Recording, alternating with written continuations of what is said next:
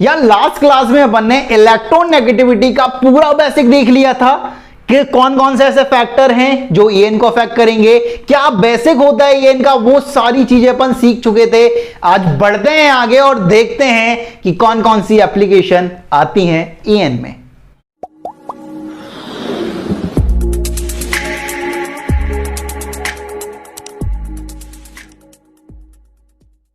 Hello everyone, कैसे हैं आप लोग। This is chemistry Baba, welcome to chemistry Adda MP04 master stroke chemistry batch for NEET and IIT JEE।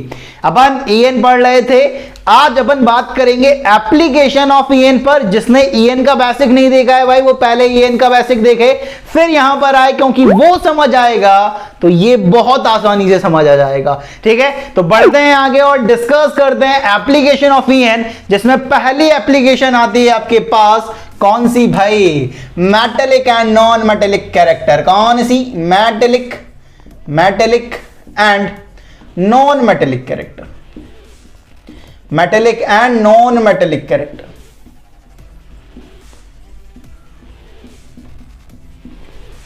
ठीक है, 9th-10th में अपन ने मेटल नॉन मेटल पढ़ लिया था।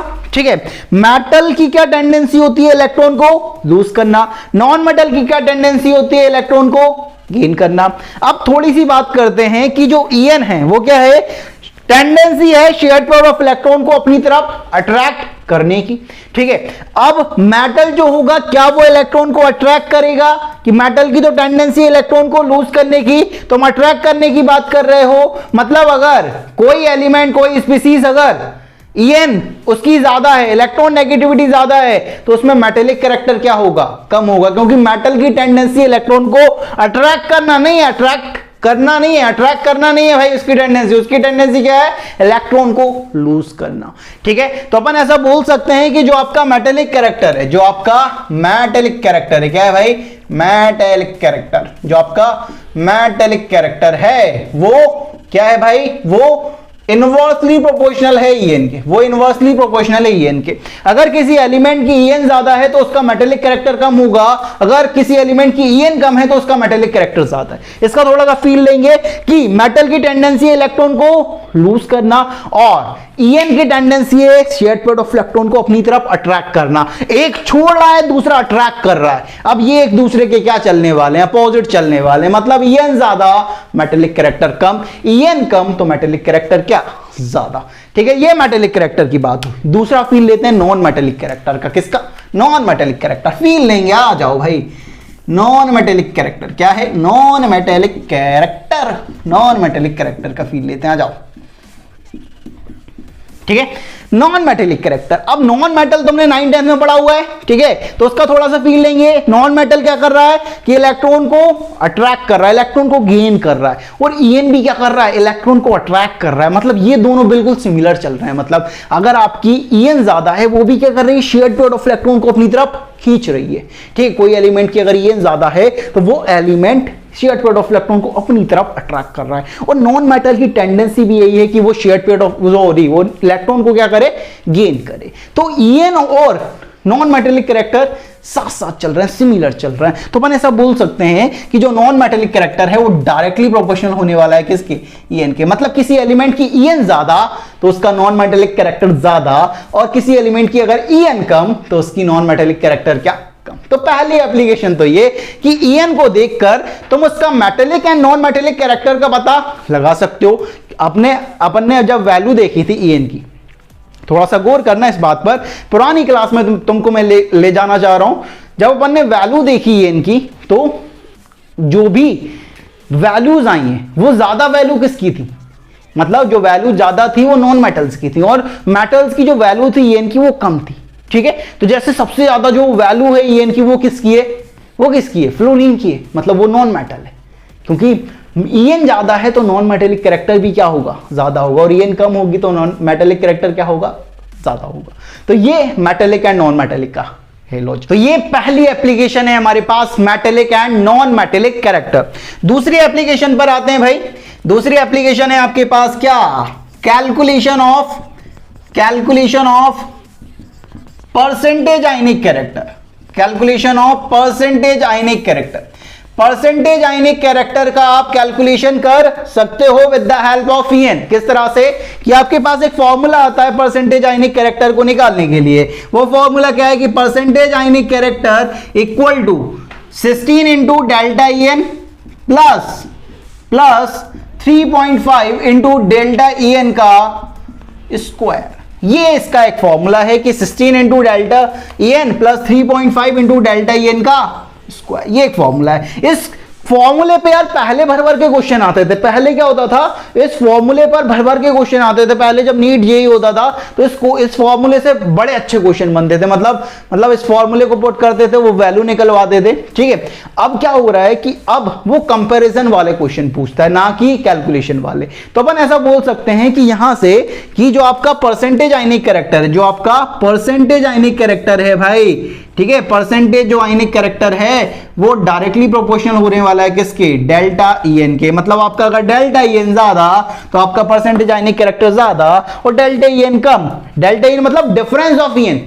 डिफरेंस ऑफ ईएन अगर कम होगा तो परसेंटेज आयनिक कैरेक्टर कम हो जाएगा, और डेल्टा ईएन ज्यादा हो जाएगा तो परसेंटेज आयनिक कैरेक्टर क्या होने वाला है, ज्यादा होने वाला है। ठीक है, तो यहां से परसेंटेज आयनिक कैरेक्टर की अपन कंपैरिजन कर सकते हैं। अब परसेंटेज आयनिक कैरेक्टर पर किस तरह के सवाल पूछे जाते हैं उसकी बात करते हैं।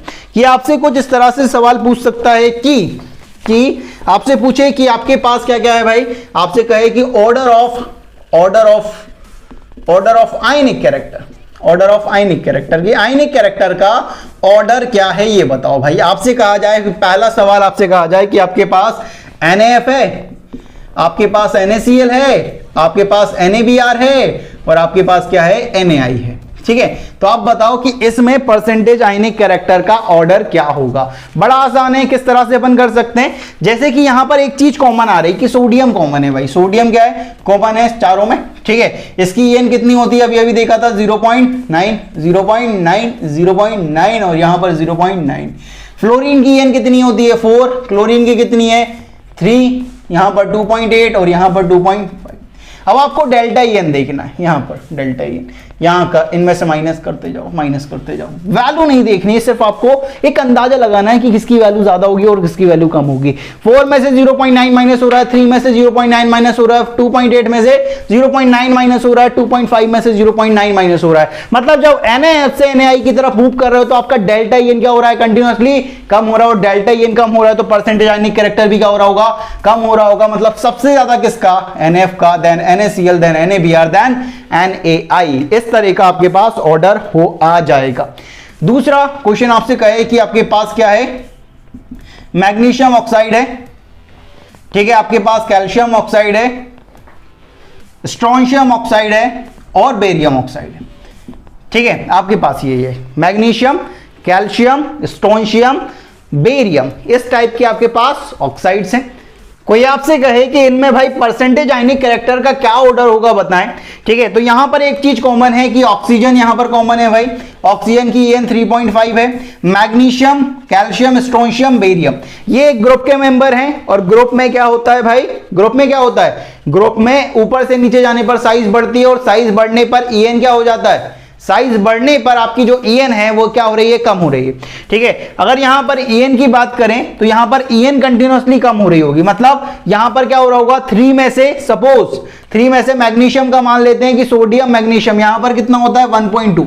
ठीक है, कैल्शियम का पता नहीं है, स्ट्रोंशियम का पता नहीं, बेरियम का पता नहीं है, लेकिन एक बात साफ है कि कैल्शियम की जो ईएन होगी वो 1.2 से कम होगी। मतलब मान लेते हैं इसकी कितनी होगी भाई, 1.1 होगी, यहां पर कितनी होगी, 1 होगी, यहां पर कितनी होगी भाई, 0.9 होगी। अब यहां पर देखो 3.5 में से 1.2 माइनस होगा, 3.5 में से 1.1 माइनस होगा, 3.5 में से 1 माइनस होगा, 3.5 में से 0.9 माइनस होगा। जब MgO से BaO की तरफ मूव कर रहे हो तो आपका जो डेल्टा ईएन है वो कंटिन्यूअसली क्या हो रहा होगा, बढ़ रहा होगा। और डेल्टा ईएन बढ़ रहा है तो परसेंटेज आयनिक कैरेक्टर भी क्या हो रहा होगा, बढ़ रहा होगा। तो कुछ इस तरह से आप इसे कैलकुलेट कर सकते हो। एक और लास्ट सवाल कर दें, लास्ट सवाल है आपके पास, कहा जाए आपसे कि आपके पास क्या है, आपके पास NaBr है, ठीक है, आपके पास पोटेशियम KBr है, RBr है और CSBr है, सीजियम ब्रोमाइड। ठीक है, आपसे कहा जाए कि परसेंटेज आयनिक कैरेक्टर का क्या ऑर्डर होगा, जरा सा बतलाएं हमें। तो यहां पर एक चीज कॉमन है ब्रोमीन, कौन कौन, ब्रोमीन। ब्रोमीन की जो ईएन है वो है 2.8, 2.8, 2.8, 2.8, ठीक है, ये ईएन है। सोडियम, पोटेशियम, रुबिडियम, सीजियम, एक ग्रुप के मेंबर ऊपर से नीचे मूव करने पर साइज बढ़ रही है, ईएन क्या हो रही होगी, कंटिन्यूअसली कम हो रही होगी, ठीक है। तो यहां पर जो सोडियम है, सोडियम की ईएन कितनी होती है, अभी भी देखा था 0.9, ठीक है, ये 0.9 है, मतलब ये 0.9 से कम होगा, ये 0.9 से कम होगा, ये भी 0.9 से कम होगा। मतलब यहां पर क्या हो रहा होगा, जब NaBr से CSBr की तरफ मूव कर रहे हो तो 2.8 में से 0.9 माइनस हो रहा है। सपोज पोटेशियम की मान लेते हैं 0.8 है, तो 2.8 में से 0.8 माइनस हो रहा है। जब आप NaBr से CSBr की तरफ मूव करोगे तो जो आपका डेल्टा ईएन का डिफरेंस है वो कंटिन्यूअसली क्या हो रहा होगा, बढ़ रहा होगा, और डेल्टा ईएन का डिफरेंस बढ़ रहा है। इनकी टेंशन नहीं लेनी है, एक बात सोच लो कि ये 0.9 है तो पोटेशियम का 0.9 से कम ही होगा, क्या होगा हमें पता नहीं है, और हमें वैल्यू याद रखने की जरूरत नहीं, सिर्फ एक अंदाजा लगाना है, और अंदाजा जैसे ही लगेगा वैसे आपके पास आंसर तैयार होगा दोस्त। तो यहां पर देखें कि जब NaBr से CSBr की तरफ मूव कर रहे हो आप, तो आपका जो डेल्टा ईएन है वो कंटिन्यूअसली बढ़ता जा रहा है, और कंटिन्यूअसली बढ़ेगा तो परसेंटेज आयनिक कैरेक्टर भी क्या होगा, बढ़ने वाला है। मतलब NaBr से ज्यादा KBr, और KBr से ज्यादा RBBr, और RBBr से ज्यादा कौन, CSBr। तो ये परसेंटेज आयनिक कैरेक्टर का ऑर्डर हो जाएगा। तो इस तरह के क्वेश्चन आएंगे, बड़ी आसानी से आप इसे सॉल्व कर सकते हो, ठीक है। इस तरह के क्वेश्चन आएंगे तो बड़ी आसानी से सॉल्व कर सकते हो, ठीक है। ये दो एप्लीकेशन हुई पहली, ठीक है, पहला है metallic and non metallic character, दूसरा calculation of percentage ionic character. जो थर्ड एप्लीकेशन है वो बहुत इंपॉर्टेंट रखती है, क्योंकि लगातार इस एप्लीकेशन से नीट और जेई में, स्पेशली नीट की बात करें तो नीट में तो हर साल यहां से क्वेश्चन आता है। अब वो क्वेश्चन क्या बनेगा, किस तरह से वो एप्लीकेशन है, उसकी बात करेंगे, लेकिन उससे पहले लो आप इसका स्क्रीनशॉट।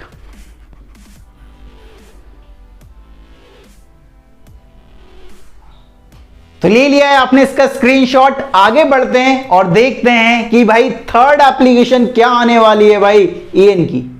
थर्ड जो एप्लीकेशन आ रही है हमारे पास वो बहुत इंपॉर्टेंट रखती है। हर साल नीट जेई में इस तरह की जो एप्लीकेशन है इस पर क्वेश्चन आता है भाई। थर्ड एप्लीकेशन क्या है हमारे पास, थर्ड एप्लीकेशन है acidic nature of non metallic hydride. Non metallic hydrides की acidic strength, non metallic hydrides. अब नॉन मेटेलिक हाइड्राइड्स का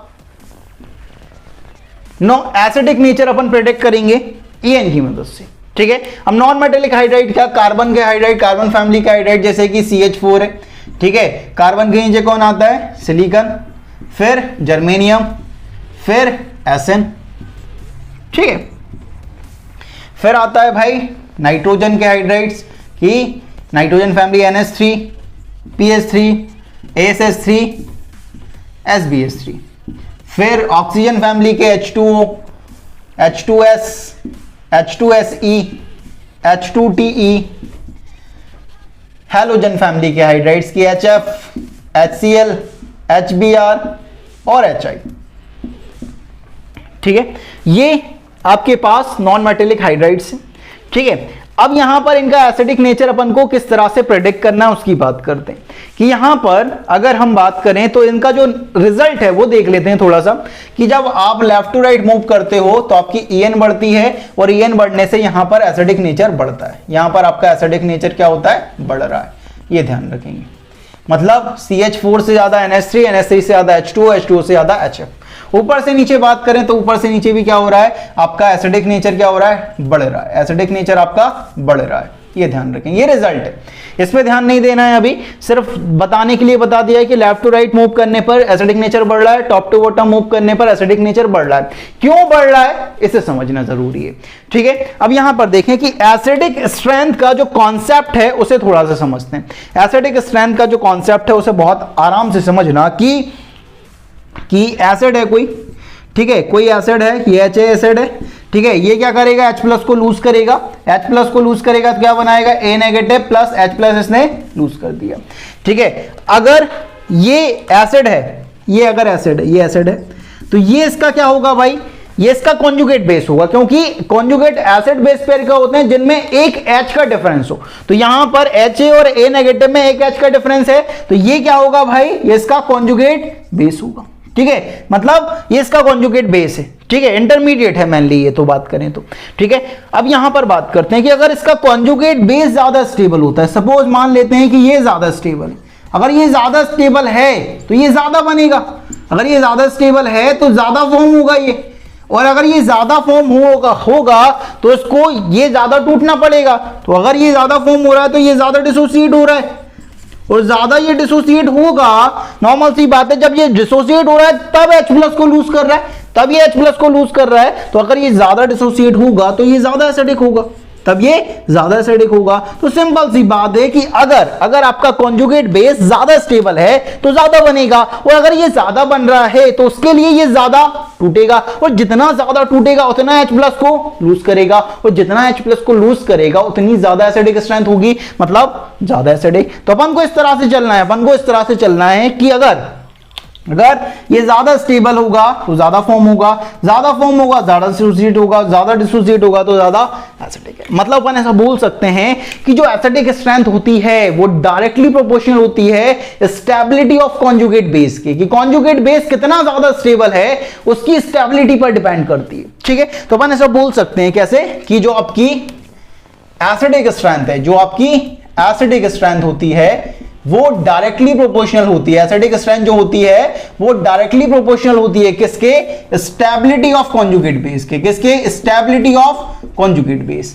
कॉन्जुगेट बेस की स्टेबिलिटी के डायरेक्टली प्रोपोर्शनल है, कि अगर कॉन्जुगेट बेस की स्टेबिलिटी ज्यादा तो एसिडिक स्ट्रेंथ ज्यादा, और कॉन्जुगेट बेस की स्टेबिलिटी कम तो एसिडिक स्ट्रेंथ भी कम होगी। ठीक है, अब यहां पर अच्छा कॉन्सेप्ट समझ आएगा, देखना। अब अलोंग द पीरियड जब बात करते हो, ठीक है, अलोंग द पीरियड की एसिडिक नेचर क्यों बढ़ रहा है, अलोंग द पीरियड बात करते हैं कि अलोंग द पीरियड जो होता है भाई, अलोंग द पीरियड जो कंट्रोलिंग फैक्टर होता है, अलोंग द पीरियड जो आपका कंट्रोलिंग फैक्टर है, जो आपका कंट्रोलिंग फैक्टर है वो क्या है आपके पास, वो है आपके पास EN। वो क्या है, EN, इलेक्ट्रोनेगेटिविटी। नॉर्मल सी बात है, जब आप अलोंग द पीरियड मूव कर रहे हो, अलोंग द पीरियड मूव करने का सिंपल सा मतलब है कि जब आप लेफ्ट टू राइट पीरियड में मूव कर रहे हो तो क्या वेरिएशन आ रहा है, किस चीज में चेंज आ रहा है, कि दो चीज में चेंज आ रहा है। एक तो साइज में चेंज आ रहा है, लेफ्ट टू राइट मूव करने पर Z इफेक्टिव बढ़ रहा है जिससे साइज क्या हो रही है, कम हो रही है, और दूसरा EN बढ़ रहा है, दूसरा क्या हो रहा है, EN बढ़ रहा है। कि अब यहां पर साइज फैक्टर कंट्रोलिंग क्यों नहीं है और EN फैक्टर क्यों कंट्रोलिंग है। जब आप पीरियड में मूव करते हो ना यार, तो पीरियड में साइज चेंज होती है, ये बिल्कुल सही बात है, बिल्कुल सही बात है, 100% गारंटी है कि साइज चेंज होती है।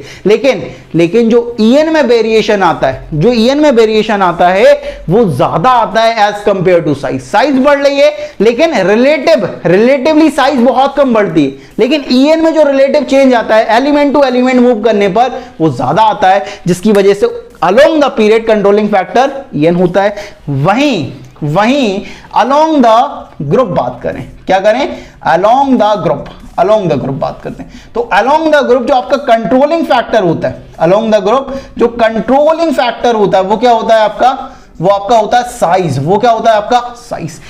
नॉर्मल सी बात है, ऊपर से नीचे मूव करने पर EN भी चेंज हो रहा है, साइज भी चेंज हो रहा है, लेकिन कंट्रोलिंग फैक्टर साइज क्यों है, क्योंकि EN चेंज हो रहा है, लेकिन जो चेंज आ रहा है EN में, जब आप मूव कर रहे हो अलोंग द ग्रुप, ऊपर से नीचे मूव कर रहे हो, तो EN में इतना ज्यादा वेरिएशन नहीं देखा जाता, लेकिन साइज में इतना ज्यादा वेरिएशन देखा जाता, क्योंकि साइज कंटिन्यूअसली बढ़ती जाती, क्योंकि हर एक पीरियड में नई नई शेल ऐड होती जा रही है, जिसमें जो वेरिएशन आ रहा है साइज में वो बहुत ज्यादा होता है EN के कंपेरिजन में। तो आपका जो कंट्रोलिंग फैक्टर हो जाता है अलोंग द ग्रुप वो क्या होता है, साइज होता है। ऐसा देखा जाता है एक्सपेरिमेंटली, ऐसा देखा जाता है कि जो नेगेटिव चार्ज होता है वो ज्यादा EN वाले पर ज्यादा स्टेबल होता है, और जो ज्यादा साइज वाला होता है उस पर ज्यादा स्टेबल होता है। ठीक है, तो यहां पर एक इंपॉर्टेंट पॉइंट लिख लेना कि नॉट डाल के कि negative charge is more stable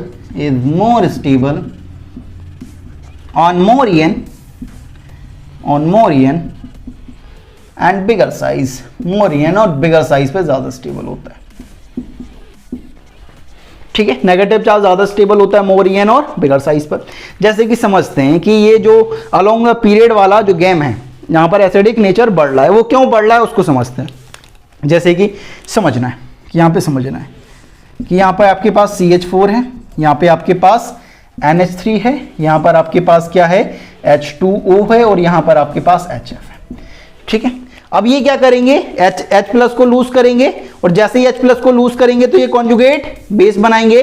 suppose इनका कॉन्जुगेट बेस देखते हैं, इनका कॉन्जुगेट बेस देखते हैं। इसका कॉन्जुगेट बेस होगा CH3 नेगेटिव, इसका कॉन्जुगेट बेस होगा NH2 नेगेटिव, इसका कॉन्जुगेट बेस होगा क्या OH नेगेटिव, इसका कॉन्जुगेट बेस होगा क्या F नेगेटिव। इसके कॉन्जुगेट बेस बन गए। अब इनके कॉन्जुगेट बेस की स्टेबिलिटी नाप ले, एसिडिक स्ट्रेंथ का ऑर्डर आ जाएगा। तो ये अलोंग द पीरियड है, along the period controlling factor En होता है और लेफ्ट टू राइट मूव करने पर En कंटिन्यूअसली बढ़ रही है। अगर यहां से यहां मूव कर रहा हूं, समझना, यहां से यहां मूव कर रहा हूं तो En कंटिन्यूअसली बढ़ रही है। En बढ़ रही है तो नेगेटिव चार्ज की स्टेबिलिटी क्या हो रही होगी, बढ़ रही होगी। स्टेबिलिटी बढ़ रही है और स्टेबिलिटी बढ़ रही है तो एसिडिक नेचर भी क्या हो रहा होगा, बढ़ रहा होगा। मतलब CH4 से ज्यादा एसिडिक NH3, NH3 से ज्यादा H2 और H2 से ज्यादा HF। यही आया था ये एक्सप्लेनेशन। अब अलोंग द ग्रुप बात करते हैं कि टॉप टू बॉटम जाने से क्या चेंज आया। टॉप टू बॉटम जाते हैं, देखो थोड़ा सा साइज की मतलब स्पेस की दिक्कत आएगी, उसे थोड़ा समझना इस चीज को कि आपके पास है HF, आपके पास है HCl, आपके पास है HBr और आपके पास है HI।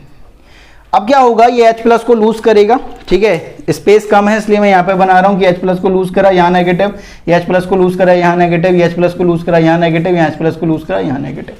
ठीक है, F negative, Cl negative, Br negative, I negative, ये इनके क्या होंगे, कॉन्जुगेट बेस होंगे।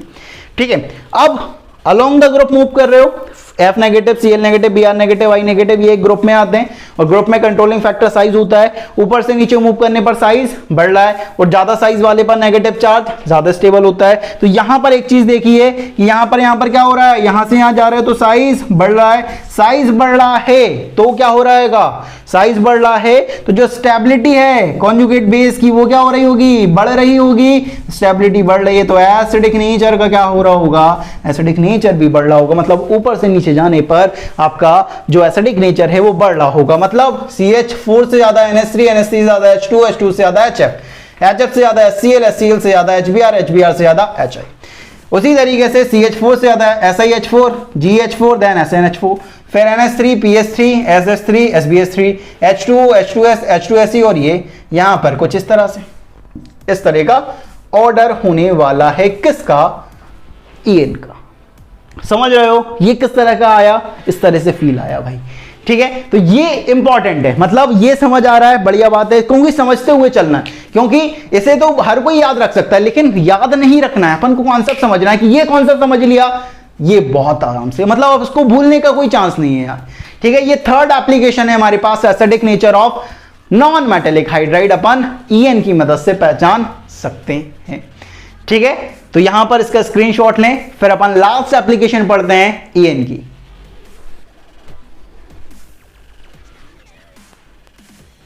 तो ले लिया है आपने इसका स्क्रीनशॉट, आगे बढ़ते हैं और देखते हैं कि लास्ट एप्लीकेशन हमारे पास क्या आने वाली है En की। नेक्स्ट और लास्ट एप्लीकेशन जो हमारे पास है En की वो है acidic nature of oxides and oxy acids. तो फिफ्थ है हमारे, फोर्थ एप्लीकेशन हमारे पास आ रही है क्या, एसिडिक नेचर ऑफ किसका, acidic nature of oxide and oxy acids, oxide and oxy acids आप निकाल सकते हो। ऐसा देखा जाता है कि उनका जो एसिडिक नेचर होता है वो डायरेक्टली प्रोपोर्शनल होता है En के। वहां पर क्या होता है, जो एसिडिक नेचर होता है उनका वो डायरेक्टली प्रोपोर्शनल होता है किसके, En के। अगर आपका En ज्यादा है तो एसिडिक नेचर ज्यादा होगा, En कम है एसिडिक नेचर कम होगा। जैसे कि कोई आपसे कहे कि आपके पास ऑक्साइड्स कुछ इस तरह से हैं कि B2O3 है, ठीक है, B2O3 है, CO2 है, N2O5, ठीक है। इनमें कहे कि ये बोरोन का ऑक्साइड है, कार्बन का ऑक्साइड है, नाइट्रोजन का ऑक्साइड है, आप बताओ कि इनमें एसिडिक नेचर का ऑर्डर क्या होगा। सिंपल है, बोरोन का En कितना होता है 2, कार्बन का कितना होता है, डबल बॉन्डेड है 2.75, नाइट्रोजन का कितना है 3। तो यहां से यहां जब मूव कर रहे हैं En बढ़ रहा है तो एसिडिक नेचर कंटिन्यूसली बढ़ेगा, इस बात का ध्यान रखेंगे। ठीक है, नॉन मेटेलिक कैरेक्टर बढ़ रहा है वैसे भी, और नॉन मेटेलिक कैरेक्टर बढ़ेगा तो नॉन मेटेलिक ऑक्साइड तो एसिडिक नेचर की होंगी। ठीक है, अगर ये भी नहीं आता, अगर ये भी याद ना रहे तो अपन को क्या दिमाग लगाना है कि जब मैं पीरियड में मूव कर रहा हूं लेफ्ट टू राइट, मेरा क्या हो रहा है, आईपी बढ़ रहा है या कम हो रहा है, या जेड इफेक्टिव बढ़ रहा है, जेड इफेक्टिव बढ़ने से आईपी बढ़ रहा है। और आईपी किसका ज्यादा होता है, मेटल का नॉन मेटल का, नॉन मेटल का आईपी ज्यादा होता है। और नॉन मेटल का आईपी ज्यादा हो मतलब नॉन मेटेलिक कैरेक्टर कंटिन्यूअसली बढ़ रहा है, और नॉन मेटेलिक कैरेक्टर बढ़ रहा है तो नॉन मेटेलिक ऑक्साइड तो एसिडिक नेचर के होते हैं, तो यहां से यहां जाने पर एसिडिक नेचर बढ़ेगा। तो ये भी तो यही बोल रहा है, ठीक है, ये भी तो यही बोल रहा है भाई, ठीक है। कोई आपसे कहे कि आपके पास क्या है, दूसरा एग्जांपल लेते हैं, आपके पास N2O5 है और आपके पास P2O5 है। कौन कौन है, N2O5 और P2O5। आपसे कहे कि EN का ऑर्डर क्या होगा, एसिडिक नेचर का क्या होगा, नाइट्रोजन का EN कितना है 3, फास्फोरस का कितना होता है pH 2.1, EN कम, एसिडिक नेचर कम, ठीक है। थर्ड आपको कहे कि आपके पास क्या क्या है, आपके पास है भाई कि कहे आपसे कि आपके पास SO2 है और SO3 है, ठीक है। थोड़ा सा मैं चेंज कर रहा हूं इस चीज में, आपके पास SO2 है, आपके पास SO3 है। EN देख लेता हूं, EN यहां पर इसकी EN सल्फर की कितनी होती है, CSI 2.5, ये भी 2.5। अब क्या करें भाई, ये EN तो सेम आ गई है, फिर अपन जाएंगे अपनी पुरानी यादों में, पुरानी यादें मतलब आईपी में अपन एक चीज देखी थी कि जितनी ज्यादा ऑक्सीडेशन स्टेट होती है उतना ज्यादा एसिडिक नेचर होता है। तो यहां पर +4, यहां पर +6, तो यहां पर क्या होगा, यहां पर ये ज्यादा मेटेलिक होगा, इस बात का ध्यान रखेंगे, सॉरी ज्यादा एसिडिक होगा, इस बात का ध्यान रखेंगे, ठीक है। ये ऑक्साइड का है, अब ऑक्सी एसिड्स के बारे में पढ़ते हैं। जैसे कि आपसे कहे कि मेरे पास कौन कौन से ऑक्सी एसिड्स हैं, मेरे पास हैं H3PO4 है फास्फोरस का ऑक्सी एसिड्स, H2SO4 सल्फर का ऑक्सी एसिड्स, और HClO4 मेरे पास क्लोरीन का ऑक्सी एसिड्स। कि इसमें बताओ कि भाई इनमें एसिडिक नेचर का ऑर्डर क्या होगा। फास्फोरस की EN कितनी होती है, pH की 2.1, सल्फर की 2.5, क्लोरीन की 3। EN बढ़ रही है, एसिडिक नेचर कंटिन्यूअसली बढ़ेगा, मतलब ये ज्यादा एसिडिक, इससे ज्यादा ये, ठीक है। कोई आपसे कहे कि आपके पास दो एसिड हैं, कौन कौन से, एक बोरिक एसिड है H3BO3, और एक क्या है आपके पास कार्बोनिक एसिड H2CO3। एक बोरिक एसिड है और दूसरा कार्बोनिक एसिड है, और आपसे कहे कि इन दोनों में एसिडिक नेचर का ऑर्डर क्या होगा ये बताओ, ठीक है। एसिडिक नेचर का ऑर्डर क्या होगा ये बताओ। तो यहां पर अगर थोड़ा सा देखें कि बोरोन जो है वो इसकी EN 2 होती है, कार्बन की EN कितनी होगी, कार्बन की EN कितनी होगी, ठीक है, इसकी होगी भाई कितनी 2.5, ठीक है। तो EN बढ़ रही है और EN बढ़ रही है तो आपका एसिडिक नेचर भी बढ़ेगा, इस बात का ध्यान रखेंगे, ठीक है। आपसे कोई कहे कि एक और लास्ट एग्जांपल ले लेते हैं, आपसे कोई कहे कि आपके पास HClO4 है, आपके पास HbRO4 है, आपसे कहे कि HiO4 है, कि क्लोरीन का ऑक्सी एसिड, ब्रोमीन का ऑक्सी एसिड और आयोडीन का ऑक्सी एसिड है, और आपसे कहे कि EN का ऑर्डर क्या होगा। तो यहां पर आप Cl देखोगे, Cl EN 3, ब्रोमीन 2.8, यहां पर 2.5, EN कम हो रही है तो आपकी एसिडिक स्ट्रेंथ भी कंटिन्यूअसली कम हो रही होगी। तो ये लास्ट एप्लीकेशन है EN की, that is nature of acidic nature of oxides and oxy acids, ठीक है। इसे अपन इतनी आसानी से बड़े आसान से सॉल्व कर सकते हैं, सिर्फ EN की वैल्यू को पुट करना है और थोड़ा सा दिमाग लगाना है, और जैसे ही दिमाग लगाएंगे आंसर अपने आप आने वाला है, ठीक है। तो इस तरह से अपन इसे सॉल्व कर सकते हैं। इसका स्क्रीनशॉट लो, फिर आगे बढ़ते हैं।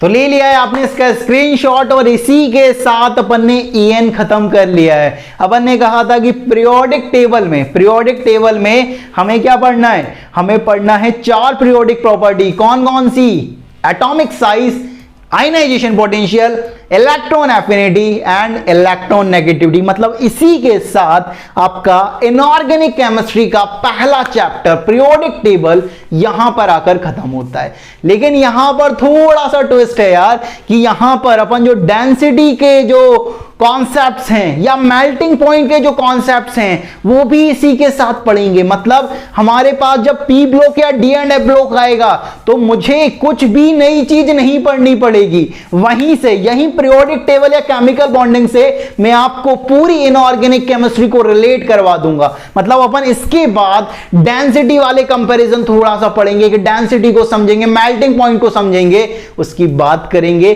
फिर पीरियोडिक टेबल हमारे लिए खत्म होगा। ऑफिशियली अगर आपके चैप्टर वाइज एनसीईआरटी के अकॉर्डिंग देखोगे तो यहां पर अगर पीरियोडिक टेबल खत्म हो गया, लेकिन बाबा जी आए मतलब कुछ ट्विस्ट लेकर आए हैं और ट्विस्ट पढ़ेंगे भाई, क्योंकि ये पढ़ लिया तो नीट जेईई में जो इनऑर्गेनिक केमिस्ट्री आएगा वो बहुत आसान लगने वाला है। ठीक, तो आज अपन ने इलेक्ट्रॉन नेगेटिविटी खत्म कर ली है। इस वीडियो में इतना ही, मिलता है नेक्स्ट वीडियो में नए कॉन्सेप्ट के साथ।